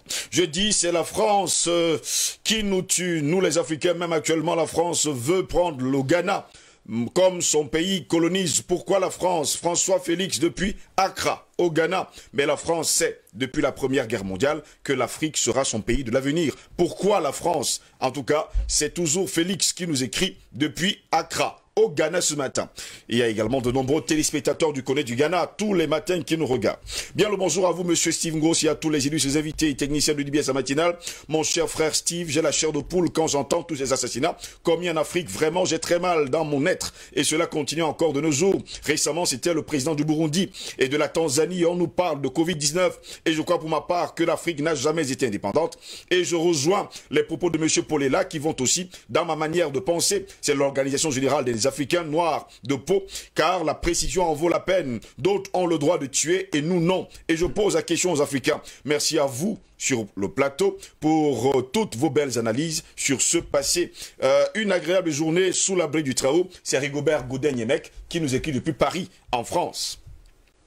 Bonjour Steve, bon sujet de débat. Il faut bien reconnaître que cette histoire d'assassinat de président africain est quand même frustrant. Si on a conscience de tous ces dangers, pourquoi ne pas se préparer à se défendre en créant une armée digne de ce nom? Si on justifie l'attitude de la France comme étant un prédateur, c'est comme si nous sommes condamnés à subir éternellement ou à obéir au maître pour vivre. Même tout récemment, les présidents qui sont contre Covid-19 sont morts comme par hasard. Faudrait pas qu'on s'embrouille. Il y a bien un racisme contre les Noirs pour les mettre en situation d'assujettissement et leurs leaders, de manière générale, préfèrent se soumettre que de rechercher une certaine souveraineté de leur pays en luttant dignement. Peut-on espérer un jour cette souveraineté? Longue vie à DBS, c'est Aka qui nous écrit depuis Lomé au Togo ce matin. Je ne sais pas pourquoi Paul change de langage, alors la réalité est là. C'est ce qu'il nous dit ce matin. Il n'y a aucun changement de langage, ne vous inquiétez surtout pas. Campagne du président Idriss Déby à l'est du Tchad. C'est lui avec le pétard sorti de la voiture. C'est le ministre de la Défense avec les autres ministres. Merci d'ailleurs, hein, il faut le dire, pour cette, on va dire, cette vidéo. Je ne manquerai pas de bien l'utiliser, ne vous inquiétez surtout pas. Bonjour DBS à tout le monde et à tout le monde sur le plateau. Que la grâce vous comble et passez une bonne journée. Nos chefs d'État ont peur d'ouvrir le dossier des assassinats des chefs d'État de leur pays parce qu'ils ont peur d'être assassinés à leur tour. C'est Edo qui nous écrit depuis Chicago aux États-Unis d'Amérique. Bonjour le plateau d'IBS matin, bien de choses à vous, Djibril du Togo qui est branché déjà et merci. Il nous envoie d'ailleurs une photo pour nous dire qu'il regarde en direct sur son téléviseur. Il faut noter que la France a transformé les présidents en serviteurs de Lucifer. C'est pourquoi ils sont en majorité des francs-maçons tout en aidant la France à boire le sang des Africains. Dieu veille sur l'Afrique. Merci à vous, hein, Djibril depuis le Togo ce matin. Bonjour Steve, bonjour le panel valeureux. Les Blancs nous avaient enlevé les chaînes dans les mains pour les faire rentrer dans nos têtes. Du coup, nous parlons, nous mangeons, nous nous habillons, au pire, nous respirons même selon le modèle des Blancs. À mon avis, DBS informe mieux l'Africain que RFI ou TV5. Comme M. Fanga a dit sur le fait d'être fier de parler mieux la langue de Molière que sa langue maternelle. Les morts profitent au diable et c'est mort aux Occidentaux et aux endocollants. Lui les appelle les endocollants. Les génocides et les semi-génocides en Afrique, à qui profitent-ils si ce n'est pas aux marchands d'âmes d'hommes? Je réitère la position de Triple A, fermons les frontières, car comme dit Polela, il n'y a plus des chefs d'État, chefs religieux, chefs de diaspora, chefs tout court, sont prêts à mourir pour la cause noble. John Paul, le roi congolais, il nous écrit depuis la ville de Kinshasa. Bonjour DBS, je salue tous les invités qui sont sur le plateau et merci pour votre détermination. Nous pouvons dire haut et fort que les assassinats des hommes politiques de l'Afrique profitent bien aux Occidentaux qui ont tout planifié pour empêcher les présidents panafricains qui ont voulu tenir tête à ces blancs notamment. La France, elle a beaucoup commis des assassinats en Afrique, ceci par le biais des traîtres africains qui les ont contribué à l'aboutissement de ces sales boulots. Il est temps que l'Afrique fasse la guerre à la France pour les crimes qu'elle a commis en Afrique. C'est Fabrice Yomi qui nous écrit depuis Niamey au Niger ce matin. Vous êtes très nombreux à nous écrire, je ne pourrai pas lire tous les messages ce matin. Il y a même Elodie qui nous écrit depuis Bangui. Bonjour Steve, pour nous aider dans notre éveil, il va falloir être plus précis sur comment les endocollants sont fabriqués et ne pas tirer tout azimut sur la diaspora ou les personnes ayant suivi les études à l'étranger. Il nous faut travailler pour identifier les esprits faibles et ne pas tous nous mettre dans le même panier à salade. De Kwame Nkrumah à Magufuli, ils ont été formés à l'étranger mais sont restés des patriotes et grands leaders pour leur pays. Il faudrait peut-être se pencher sur les processus de recrutement de ces endocollants plutôt que de les catégoriser. C'est Elodie qui nous écrit depuis Bangui en République centrafricaine. Merci à vous Elodie, hein, c'est une très belle idée et surtout pas d'amalgame. Pas d'amalgame, on vous a compris parfaitement. Messieurs, c'est ici que va s'achever cette autre édition de l'IBS Matin. Avec qui c'est Fanga, merci. Ben, je crois qu'Elodie nous a redonné encore du pain sur la planche pour savoir disséquer entre ceux qui ont étudié à l'étranger et qui font des discernements. Et tout ça, c'est parce qu'à la base de ces gens-là, avant d'aller à l'étranger, ont une formation de base par rapport à l'Afrique. Et je pense que quand ils sont revenus, ils ont implémenté ce qu'ils avaient comme base, ayant étudié, comme on dit, comme les Chinois l'ont fait, aller voler la stratégie en Europe et venir la refaire chez nous et implémenter notre chose. Donc, merci de m'avoir invité et je crois que nous allons continuer à ce combat parce qu'il ne va pas s'arrêter d'ici peu. Hein. Je crois qu'on nous a immunisés contre la peur. Peu importe les stratégies et que les Africains sachent véritablement soutenir ceux qui combattent pour l'Afrique. Soutenez justement ceux qui combattent pour l'Afrique. Albert Anatoly ici, merci d'avoir été là ce matin. Mais écoutez, je voudrais répondre à comment identifier un endocolon. Un endocolon, c'est simple de l'identifier. Un endocolon, c'est celui-là justement qui ne travaille pas pour les intérêts du peuple, mais il travaille pour les contrats qui viennent de l'extérieur. Il pille vos ressources, il contribue à les piller, il vole vos ressources, l'argent, les deniers publics, c'est ça les endocolons. C'est-à-dire qu'ils veulent absolument des privilèges. Ils défendent justement les intérêts des autres, des étrangers, et non vos intérêts. C'est ça l'endocolon. En tout cas, c'est fait un plaisir. Paul Ella, merci également à vous d'avoir été là ce matin. Merci Steve. Les assassinats des hommes politiques en Afrique ont un seul objectif, c'est la peur. Répandre la peur comme un spectre qui découragera tous ceux qui voudront nager à contre-courant d'un système qui nous a imposé. Et moi je dis, ne cédons pas à la peur, posons des actes concrets et au-delà de ce que nous disons, agissons. Et moi je termine en disant, je préfère mourir pour une cause qui me dépasse que de mourir de vieillesse ou de maladie. Et pendant ce temps, Elodie depuis Bangui vous dit merci. À vous tous sur le plateau. Mesdames, messieurs, c'est ici que s'achève cette autre édition d'ODBS Matin. Dans son sombre passé avec l'Afrique, les archives musellent la vérité des faits sous le sceau du secret défense. Mais le président français Emmanuel Macron avait reconnu à Ouagadougou, au Burkina Faso, que les crimes de la colonisation européenne étaient incontestables. Ici, Christine Muriel, pour Universal News TV. Merci de suivre Universal News TV sur YouTube. Nous vous rassurons que les informations que nous diffusons au quotidien sont suffisamment crédibles. Alors, n'hésitez pas à liker la vidéo si elle vous plaît, et si vous êtes nouveau sur la chaîne. N'oubliez pas de vous abonner et d'activer la cloche de notification pour ne pas rater nos prochaines vidéos.